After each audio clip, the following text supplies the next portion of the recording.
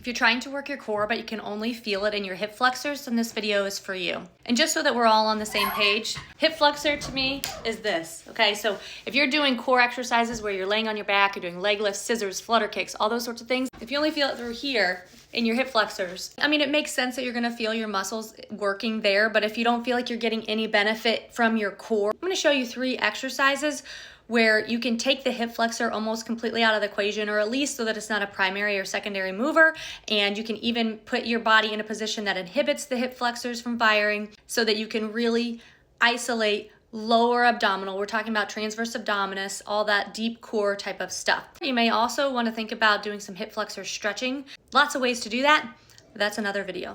Once again, we arrive on our backs with our knees bent and our feet flat. Our head is resting either on a pillow or flat on the ground. Okay, this is my resting neutral position where I'm not engaging anything. I've got a little bit of a gap and I've got a little bit of a rib flare. First thing I want to do is engage my transverse abdominis muscle. So I'm going to take a deep breath in, put my hands on my lower belly. See how my belly expands, and when I breathe out, I'm going to act like I'm blowing bubbles into a straw, or make this sound where these muscles here flatten and tighten, and my back kind of becomes a little less arched, but I'm not pressing, okay? Because then I dome if I press. Here, when I'm not engaged, I don't know if you can see that, I can stick my hands underneath my ribs. I don't want to be able to do that. So I tighten up, and now I can't get my fingers under my ribs. So sometimes if you're flaring, like stick your fingers on your ribs and push your fingers out.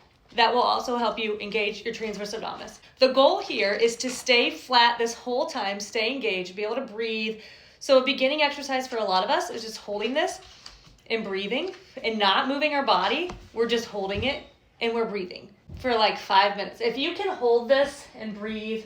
The next exercise I could recommend where you're not engaging your hip flexors very much at all would be a bent knee fallout. So it looks like this. Engaged here, and then you take one leg, put your fingers on your little bones right here, your ASIS, okay?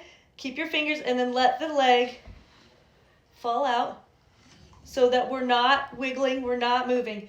So we're engaged, let it fall. We're thinking about here, and the other leg goes out. You can't see in this video, sorry, but I'm moving my left leg now, back in. So out, engage the core, hip falls out, and you're just staying stable here. Your ribs aren't flaring and you're not doming. If it's too easy, put a band around your knees. This should be one where you can engage the core. You're feeling it here, but you're not feeling it through here. Another one would be to just like ignore the legs completely and just do arm work. So just in general, when you work your TA, arms at your side, easier. Arms as they go higher, more difficult. So I'm gonna put my arms here just so you can see my stomach, and then engage. And then I'm gonna take my arms, and you can do one arm at a time. So I'm not even moving my legs, okay? But I do feel it in my core, because if I don't have my core engaged when I move my arm, rib flare, right? So see how the difference between move my arms up, rib flare, and like low back arch versus if I'm engaged, no rib flare. So I'm still working my core, even though I'm moving my arms and not my legs. So we can work the core from above, we can work the core from below. We're not using our hip flexors in any way, shape, or form here. Another one you can do where you're going the opposite way of the hip flexors primary mover is in quadruped. So getting on into your hands and knees.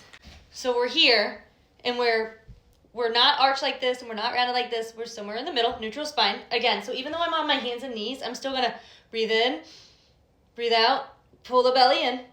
Nice flat low back. Then you could stay like this and just practice breathing, or you could take a leg, kick it back, stay here, don't open, don't dip, none of that. We get a little bit more advanced with this one. So a leg back and in.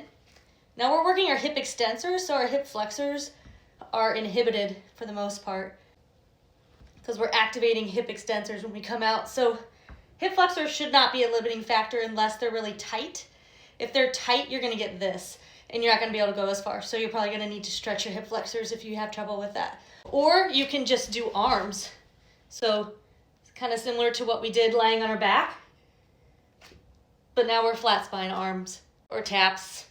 I mean, really, you can make the exercise easy by like not engaging at all, Or, you know, you can make a seemingly easy exercise quite difficult because of the concentration that it takes to stay engaged here and not dome, not dip, not do all the things. Maybe in the next video, I'll show you some hip flexor stretching. So in case you're limited by the length of your hip flexors. Hope that helps.